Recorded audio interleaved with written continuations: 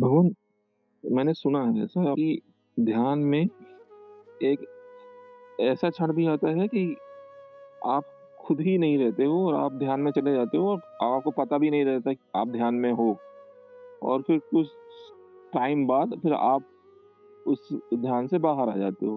भगवान ये कब होता है और ये कैसी अवस्था है? ये तो बड़ी ऊँची अवस्था है भाई।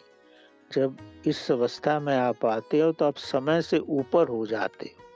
जब आदमी समय से ऊपर होता है तो ना तो उसको समय का आभास होता है, ना ही अपना आभास होता है। ये बड़ी ऊँची अवस्था है। अगर आप ध्यान में बैठे हो और वास्तव में अगर आप गहरे ध्यान में गए हो तो जब आप ध्यान से उठोगे तो आपको मालूम होगा कि आधा घंटा गुज़रा है या 10 मिनट गुज़रे हैं, लेकिन उसका आपको आभास ही नहीं था। इसी को ध्यान की अवस्था कहा जाता है। ये वास्तविक में ऐसा ही होता है।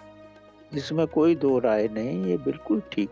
इसी को अकाल की अवस्था कहा जाता है। काल से ऊपर, समय से ऊपर की अवस्था। वो समय से ऊपर ही प्रभु है। वो आपको आभास नहीं होगा आप प्रभु से मिले हो, लेकिन समय ना होने से ये कहा जाता है कि आप प्रभु के पास ही थे।